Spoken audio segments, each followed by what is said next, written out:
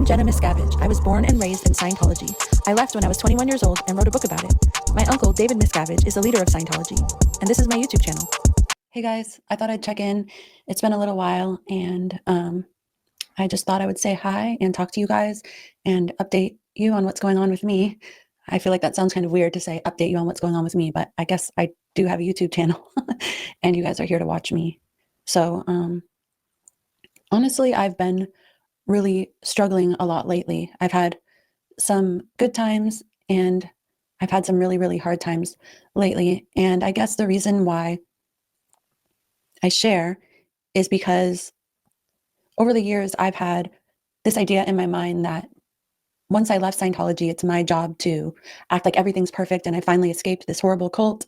And I have to be an example to everyone of how life is so great when you leave, because in Scientology, they would say that, if you leave, you fail and you'll get sick. And all these people who left, look how terrible they're doing. And I always just felt this pressure that I had to keep everything together and I don't know, like act like everything was perfect. And when I started this channel, a lot of people reached out to me and said, I really appreciate you talking about the hard things.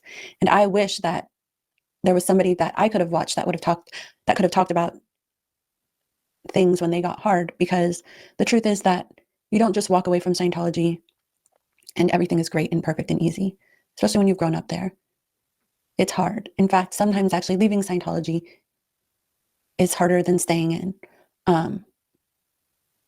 And so, yeah, I just wanted to be as honest as possible. Sometimes it's impossible to be honest on YouTube fully without throwing people under the bus. And I don't want to do that. And so it's always this like line to walk between authenticity and, I don't know, like giving away too much of yourself and hurting other people. And so I guess just suffice it to say that recently I have realized in the last sort of week or so for myself that, since I first got divorced about a year and a half ago, or me and my ex-husband first separated, when that first happened, it like kind of threw me into this really dark space where I was terrified.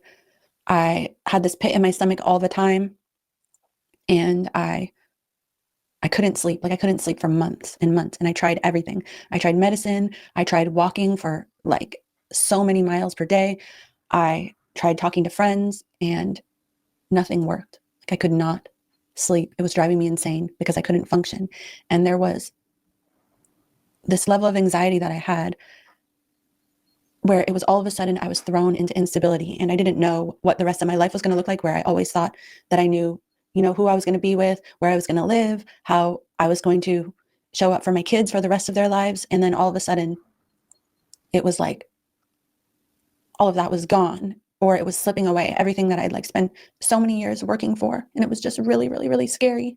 And some of the things that made me feel better at that time were being back in touch with old friends, because it wasn't just that I got divorced, but I also sort of lost this whole family that I was a part of. And to be honest, it wasn't even their choice. It was my choice. I was like, I'm done. I'm not going to talk to these people.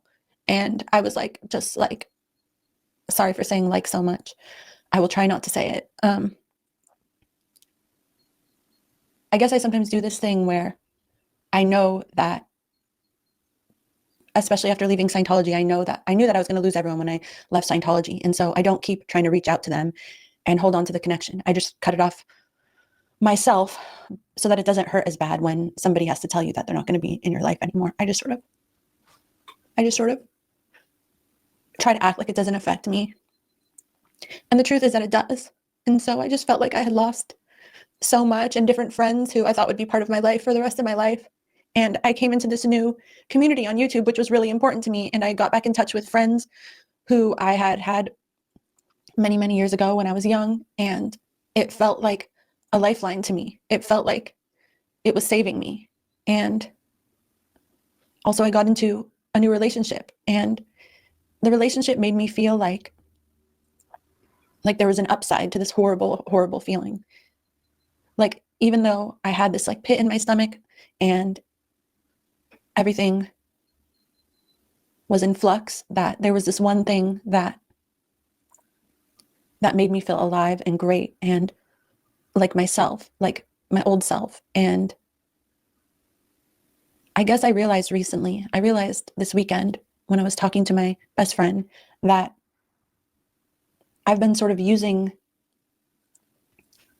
this relationship and these friendships as a sort of way to fill this hole that opened up, and they don't fill it. They don't solve the problem. They don't give me stability. They don't solve the problem. They solve something else.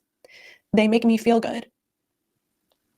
But I didn't realize that I was sort of medicating with them. And when those friendships or my relationship would be in flux, it would throw me back into that dark place where I couldn't sleep and I couldn't eat. And I didn't know why. And there's been a lot of tumultuous things happening in the ex-Scientology community for the last couple of years. And I guess I never realized how much it affected me because it still felt so important to me to be part of the community. But it really has just taken its toll. And I'm sort of in a place where I need to do certain things to survive, but so much is asked of me all the time. I have to be there for so many people. I have so much trouble saying no. I tend to look after other people before I look after myself. And then I get to a point where I don't realize that I'm like at a 9 in overwhelm, and then it all just boils over. And it's like I have like almost a breakdown because I just can't take it anymore. I can't take one more thing. And I think it's because I'm just so used to putting myself last that I don't realize that I'm not okay until it's too late. So I've been trying to figure this all out, and I've been trying to think about all the things that I can do to sort of fill this hole in my life or figure it out and come to a good place with it so that it doesn't feel so devastating when other things become uncertain or scary. And yeah, I'm just still figuring that out. One of the things that I thought might be helpful or interesting to share is that when I was in Scientology, I always lived in a dorm with 7 people connected to another dorm with 7 more people. I always ate at a table with 10 people. I always sat in a classroom with hundreds of people.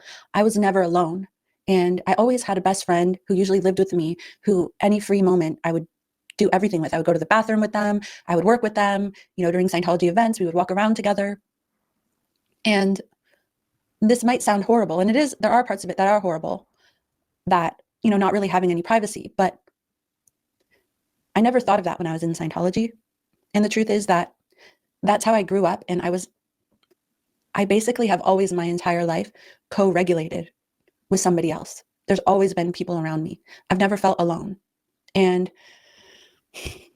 even if there was something I was upset about in Scientology or that I didn't think was fair, there was a built-in thing I could do. I could write a report about it. In Scientology, they have this snitching culture where if something's wrong or you don't like it, you write a report on it. So I could do that. And it always seemed like there was a solution for everything. And when I left, the idea of having my own space sounded so great. But the truth is that all of those people surrounding me all the time, and always having someone there, always having a best friend, is something that I lost when I left Scientology.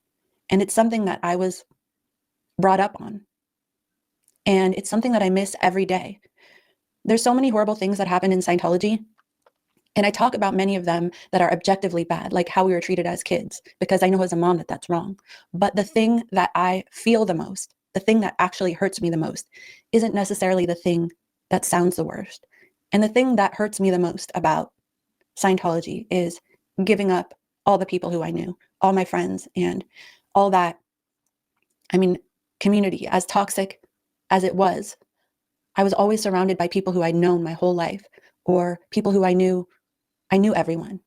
And now just sometimes the world can feel a little bit lonely. And it's like, as an adult, it's not like you can walk around with your best friend all the time and have someone there all the time to bounce ideas off of. And I know that's normal. I guess a lot of people have childhood best friends, but I feel like I had it to another level.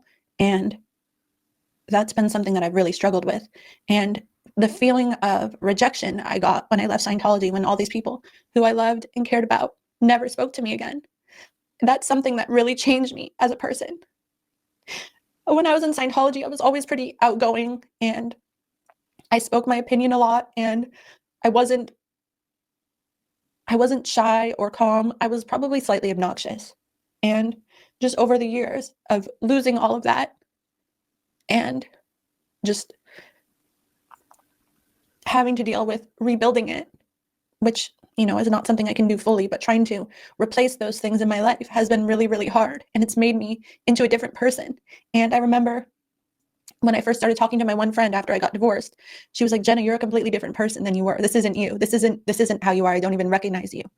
And it was so insightful and so true. And I feel like right now I'm sort of at this point where my old self is struggling with my new self, and I'm trying to find a happy medium, and I'm trying to figure out what I want in life. And some days it seems like it's obvious and simple and hopeful. And on days when things are going bad and I feel overwhelmed, like so much is being asked of me all the time, and I'm terrible at saying no, and I don't have any real stability. It just becomes too much. And I know I'm not the only one. And so I guess I just want people to know that if you've left Scientology and you're having a hard time and you don't fully have your life together, even though you're older, and bad things happen or difficult things happen, that you're not the only one going through that. And it's not because you're a failure, and it's not because there's something wrong with you. It's just because life is hard and everyone goes through it, and you've been through a lot, and so have I. And I wish I had something more reassuring to say about it, but I tend to not want to come on here when I'm not feeling good and when I don't have some wisdom to impart. But I kind of just still wanted to show up today, even if it's not, I don't know, the most valuable information I can give, or even if I don't have the solution right now. I think that a shared humanity is some sort of value for people. And I also want to learn to show up even when I'm not doing well, because that's going to happen. It's going to happen probably just as often as I'm going to be feeling great. And so if I want to do this YouTube thing, which I do, then I'm going to have to show up authentically. And I think, I don't know, I hope somehow that helps some people.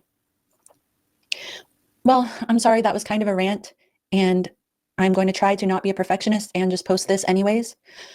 I'm probably going to work on a lot of pottery today just to get out of my head and try to go on a walk and try to get some things done around the house that have been stacking up. There's sort of piles everywhere. I haven't been in the best state, and so I'm just going to try to check off one little thing at a time. If you guys haven't seen my little pottery shop, you can find it at waywarddaisy.com, and pottery is one of the things that I'm doing right now that helps me to be mindful, I guess. It helps to get me out of my head and realize that even if I think that everything is horrible and the world is spinning around me, it helps to keep me in the moment. And it helps me to have my hands be dirty and full and make me feel like, even if I feel powerless about many things in my life, that I have control over the clay. And so, yeah, I'm going to do a little bit of that today. All right, you guys, sorry for the rant, but thank you for listening, and thank you for always being there for me and for caring and for letting me be myself and letting me vent to you today. All right, hopefully the next one will be a little bit happier. All right, I'll talk to you soon. Bye. All right, guys, happy Monday. I know you've missed me saying that. I missed you guys so much. Honestly, I felt like I was missing out on my therapy sessions. I could just tell you guys what was happening. And so much has happened since I've been off air. It's only been 2 weeks. I could be telling you anything. I love the live chat right now. The people that are guessing. One person has already guessed, is guessing I'm already pregnant again. But I did have a baby in the past 2 weeks. Also, somebody tried to kill me, in case you missed that. Imagine me being contacted by the FBI. I also had the Department of Child Services come to my door because I refused vaccines in the hospital and left the hospital early, whatever that means. The baby is mine. And of course, Ye dropped a new song while I was gone. And that is putting it mildly. And I'm very disappointed in how catchy the tune is. Really, I find myself just humming along But today I'm only back for a brief special announcement, something that I've been working on for about 2 years.